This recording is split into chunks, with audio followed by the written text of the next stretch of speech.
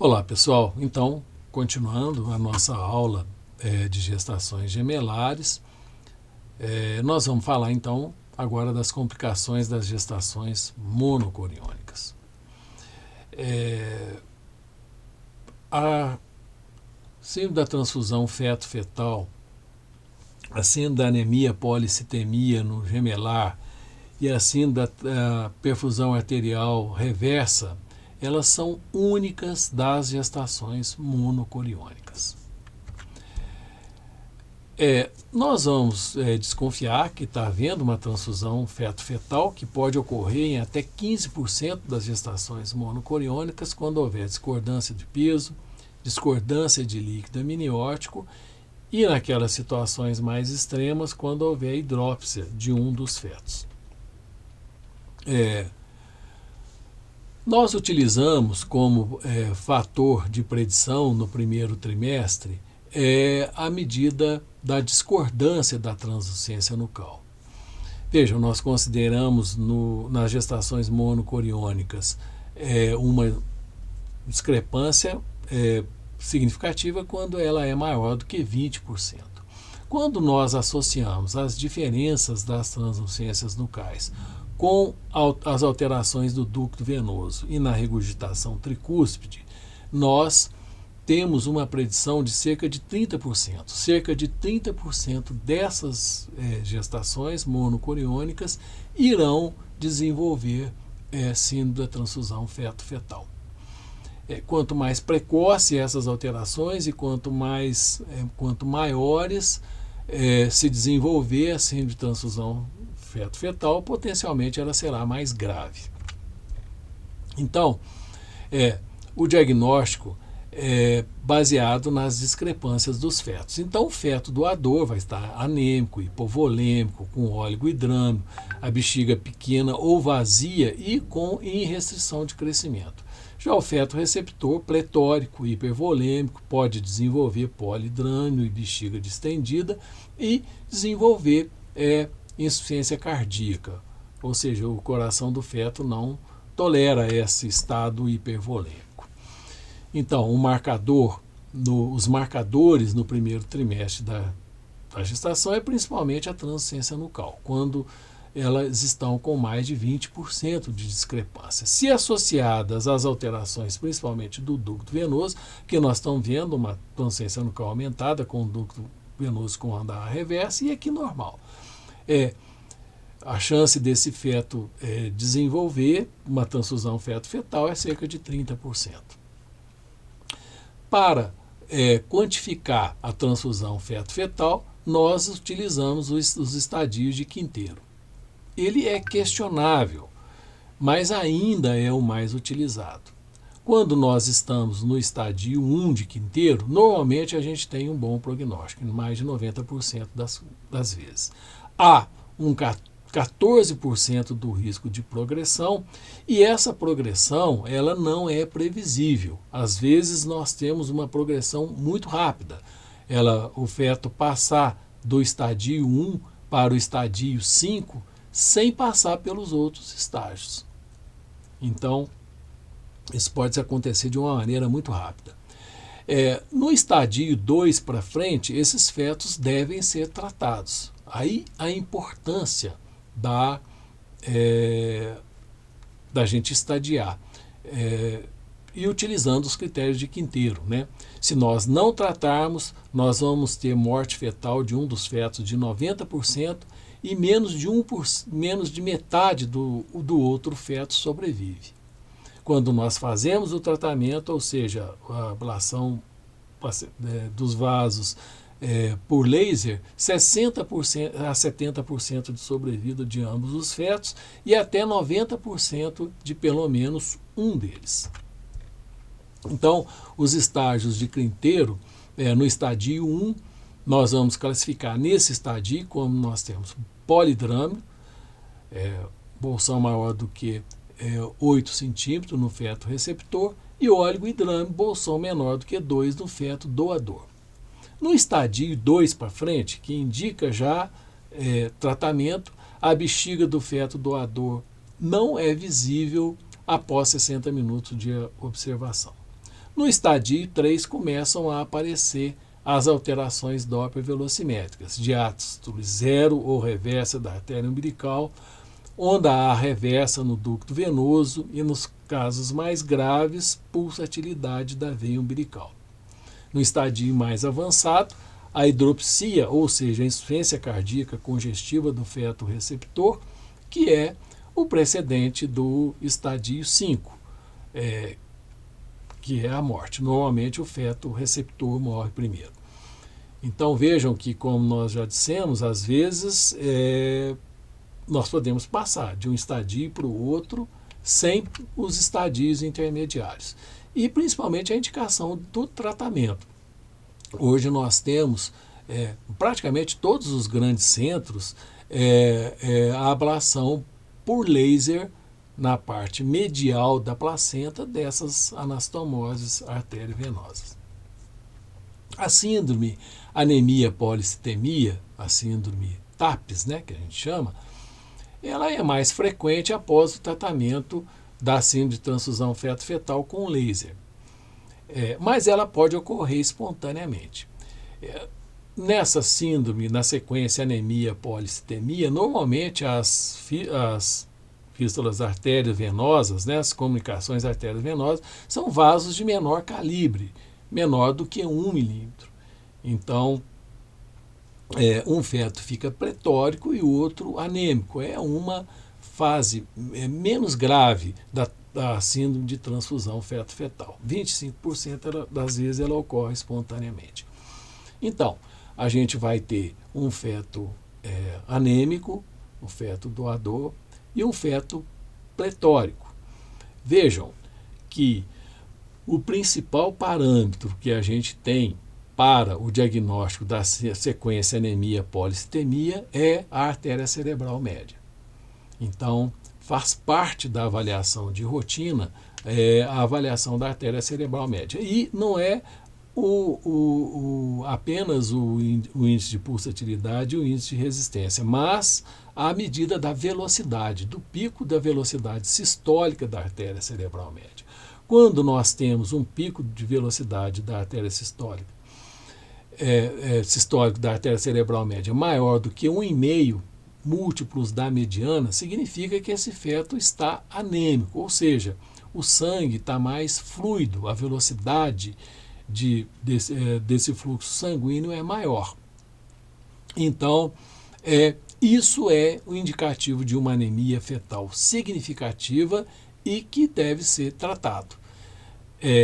Esse feto está sujeito à hipóxia, à isquemia do sistema nervoso central, ao contrário do feto receptor, que está sujeito a trombose e acidentes hemorrágicos do sistema nervoso central. Então, como nós dissemos,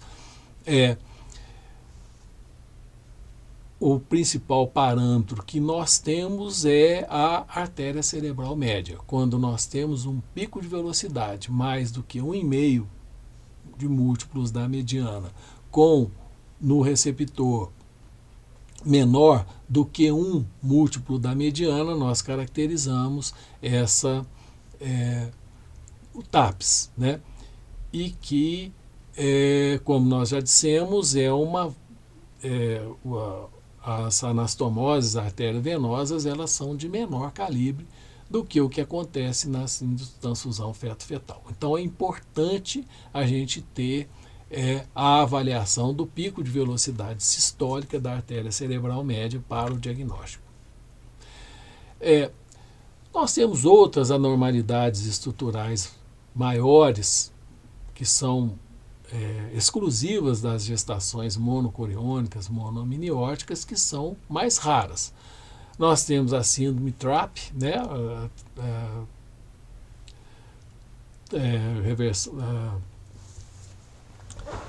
o feto acárdico, nós temos os gêmeos conjugados, os gêmeos parasitas e o fetus em feto. Na síndrome TRAP, a perfusão arterial reversa, nós vamos ter um feto sem coração, e essa perfusão é através do fluxo reverso. E o feto que vai manter as duas circulações. Ela é rara, acontece um em cada 35 mil gestações. Vejam esse caso que nós tivemos no primeiro trimestre da gestação. A gente vê o feto normal e vê uma massa na mesma cavidade amniótica, nesse caso aqui do feto, que não tinha conexão com o feto. A gente identificava o cordão umbilical e no segundo trimestre a gente vê que houve uma evolução desse segundo feto acárdico, que normalmente ele é totalmente mal formado, mas tem a formação de algumas estruturas ósseas. É uma situação muito pouco frequente. Os gêmeos parasitas, situações também extremamente raras, mais raras ainda do que a dos gêmeos conjugados. Nós temos alguns casos relatados na literatura. E o fetus em feto, que é a presença, isso acontece normalmente nas fases muito iniciais, uma divisão incompleta da vesícula vitelínica, e que muitos autores colocam que o fetus em feto seria um teratoma. Mas para caracterizar um fetus em feto, na maioria das vezes, o diagnóstico diferencial é com um tumor intraabdominal no feto. É preciso ter elementos fetais bem formados, como a coluna vertebral, por exemplo. E ele pode estar em outras situações. Felizmente, situações bastante raras, mas aqui o diagnóstico diferencial principalmente é com uma massa intraabdominal no feto. E por último, a gente falar do controle após a morte de um dos fetos.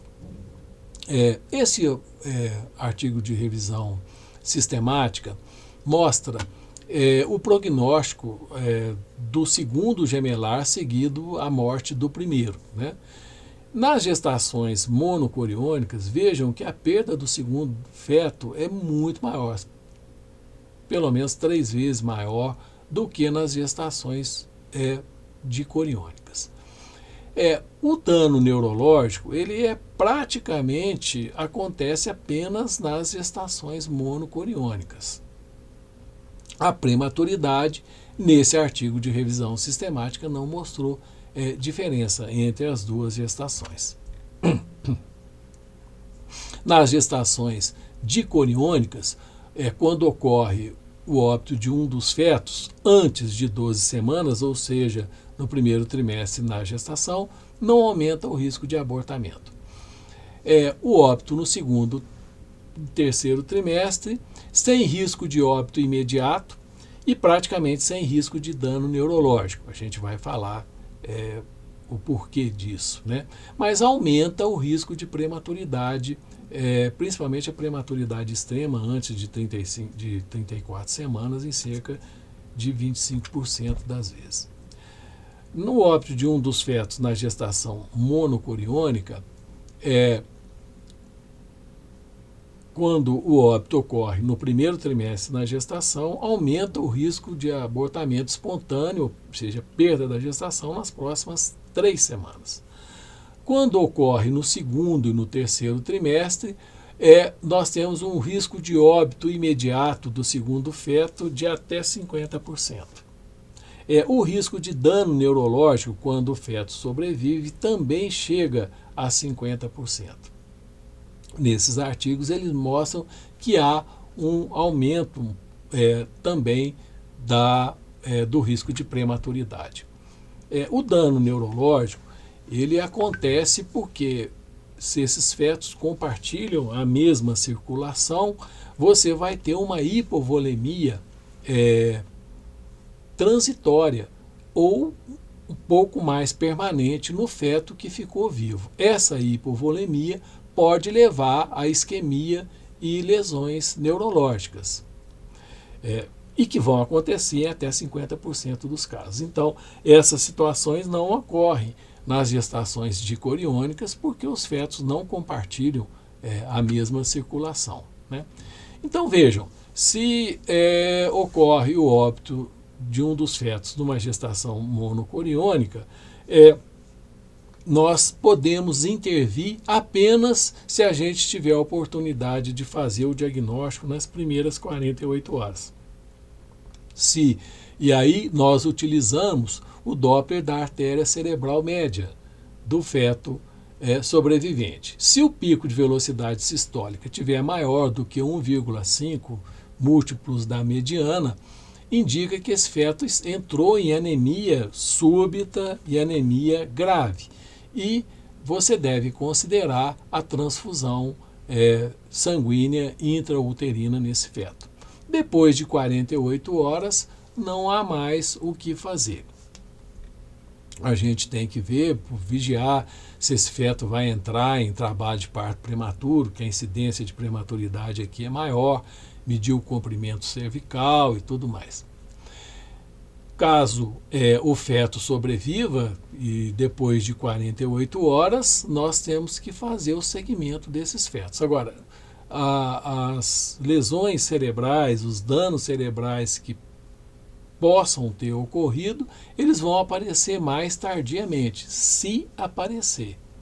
Então, não adianta a gente fazer um ultrassom para ver se tem dano cerebral antes de 2 semanas. Normalmente ele vai aparecer depois de 3, 4 semanas. E nessas situações, a ressonância magnética nos dá mais informações.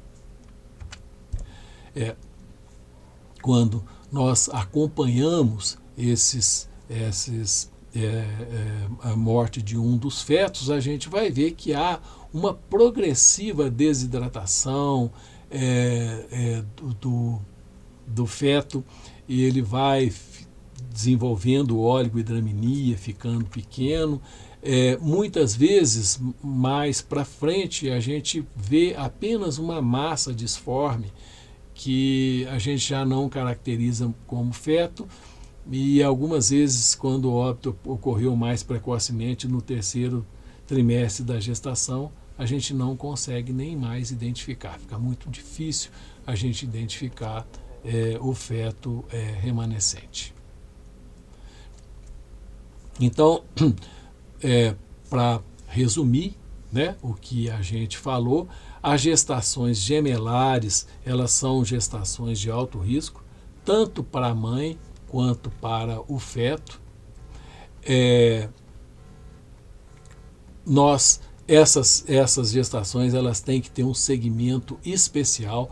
Vejam que nas gestações gemelares dicoriônicas, o morfológico do 1º trimestre, o morfológico do 2º trimestre, e o segmento mensal pela ultrassonografia, só pela clínica, não é suficiente no 3º trimestre. E nas gestações gemelares monocoriônicas, a mesma coisa, mas a partir de 16 semanas de gestação, nós temos que fazer um exame ecográfico, um acompanhamento ecográfico, pelo menos a cada 2 semanas, e avaliando questões específicas, o peso fetal, a bexiga do feto, o Doppler da artéria umbilical e principalmente o Doppler da artéria cerebral média, levando em consideração que nós devemos procurar o pico de velocidade sistólico também na rotina do nosso exame. Vejam aqui alguns organogramas de segmento da gestação do monocoriônica e de segmento das gestações dicoriônicas. Resumindo, então, os principais tópicos que a gente tem que ter o diagnóstico da amnionicidade e corionicidade, que é feito no 1º trimestre da gestação. Aqui nós vamos ter uma probabilidade de praticamente 100% de estabelecer o diagnóstico e o segmento dessas gestações, que é diferente.